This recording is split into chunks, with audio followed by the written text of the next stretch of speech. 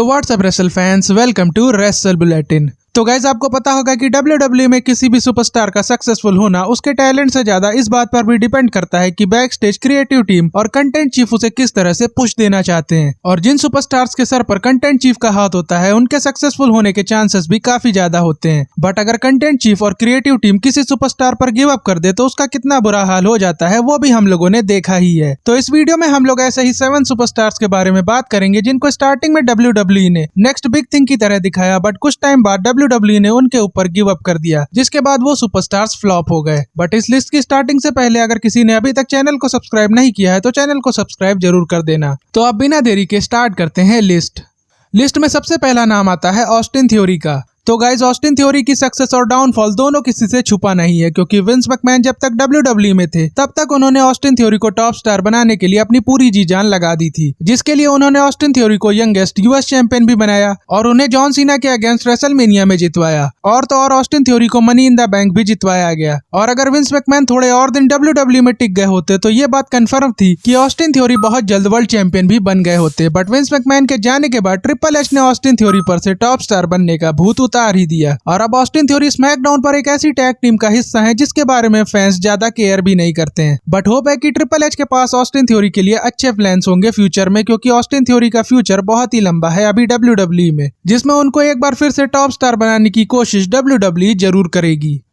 List में अगला नाम आता है अल्बर्टो डेल रियो का। तो भाई अल्बर्टो डेल रियो को भी WWE ने कंपनी का टॉप स्टार बनाने का डिसीजन लिया था और इसके लिए अल्बर्टो डेल रियो को काफी जल्दी वर्ल्ड चैंपियन भी बना दिया गया था। और एक टाइम पर तो वो कंपनी के टॉप हील थे और विंस मैकमैन तो अल्बर्टो डेल रियो को मॉडर्न एरा का एडी गुerrero बनाना चाहते थे। बट अल्बर्टो का बैक स्टेज बिहेवियर उतना अच्छा नहीं था, जिसकी वजह से WWE को उन्हें फायर करना पड़ा था। और WWE से निकलने के बाद अल्बर्टो ने काफी कुछ कांड ऐसे कर दिए और WWE के साथ कंट्रोवर्सीज कर दी, जिसकी वजह से अब WWE में अल्बर्टो डेल रियो दोबारा हम लोगों को कभी भी देखने को नहीं मिलेंगे।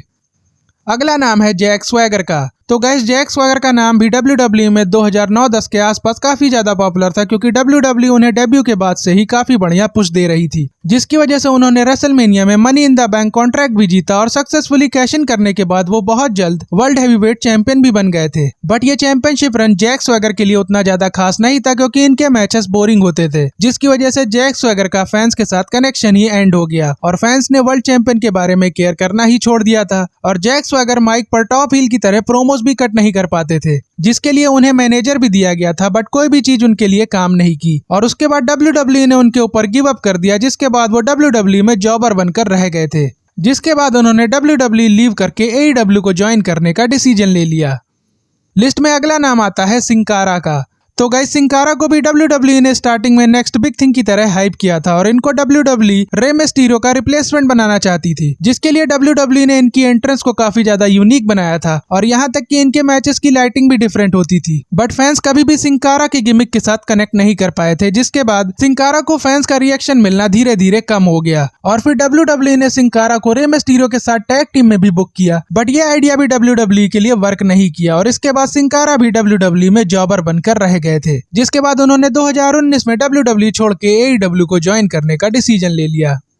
अगला नाम है व्लादिमीर कोज़लोव का, जिनको स्टार्टिंग में विंस मैकमैन काफी ज्यादा पसंद करते थे, क्योंकि इनकी फिजिक एक टॉप स्टार से कम नहीं थी और उन्हें बड़े सुपरस्टार्स के साथ विंस मैकमैन ने स्टार्टिंग में बुक भी किया था। बट व्लादिमीर कोज़लोव के पास कभी भी वो स्किल्स थी ही नहीं जो एक सक्सेसफुल WWE सुपरस्टार बनने के लिए चाहिए होती है, जिसकी वजह से फैंस कभी भी उनसे कनेक्ट नहीं कर पाए और फिर विंस मैकमैन ने भी उनके ऊपर लास्ट में गिव अप कर दिया और वो सेंटिनो मरीला के साथ कॉमेडी वाली टैग टीम बन के काम करने लगे थे। और फिर एक टाइम पर उन्होंने WWE को लीव करके हॉलीवुड में काम करने का डिसीजन लिया, जो कि काफी ज्यादा सही रहा उनके करियर के लिए, क्योंकि उन्हें वहां पर WWE से तो काफी ज्यादा सक्सेस मिली है।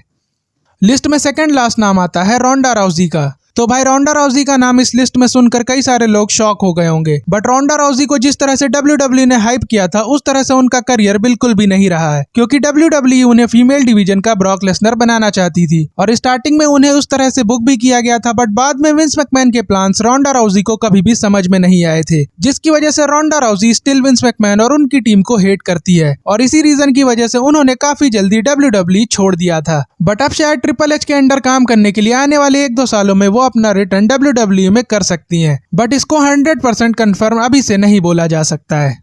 लिस्ट में फाइनल नाम है गेबल स्टीवसन का। जिन्हें WWE ने नेक्स्ट कर्ट एंगल की तरह हाइप किया था और उन्होंने गेबल स्टीवसन के WWE ज्वाइन करने वाली बात को रेसलमेनिया में बाकायदा एक स्पेशल सेगमेंट करके बताया था WWE फैंस को। बट उसके बाद परफॉर्मेंस सेंटर में WWE ने जब गेबल स्टीवसन के साथ काफी ज्यादा ट्रेनिंग की तो उन्हें पता लग गया कि गेबल स्टीवसन में WWE सुपरस्टार बनने की स्किल है ही नहीं और उनमें इन्वेस्ट करना WWE के लिए ज्यादा फायदेमंद भी नहीं होगा, जिसकी वजह से WWE ने उन्हें टेलीविजन पर बिना कोई मैच रेसल कराए ही फायर कर दिया, जो कि काफी ज्यादा शॉकिंग डिसीजन था WWE का, क्योंकि WWE ने गेबल स्टीवसन को लेकर काफी ज्यादा हाइप क्रिएट कर रखी थी। और इसी के साथ ये लिस्ट यहीं पर एंड होती है। बाकी आप लोग कमेंट करके जरूर बताना कि इस लिस्ट में और किस सुपरस्टार का नाम होना चाहिए था। बाकी गाइस आज की वीडियो यहीं तक थी और WWE के तगड़े वाले फैन हो तो चैनल को सब्सक्राइब जरूर कर देना, वीडियो को लाइक शेयर करना मत भूलना। और अब आपसे मुलाकात होगी नेक्स्ट वीडियो में, तब तक के लिए जय हिंद जय भारत।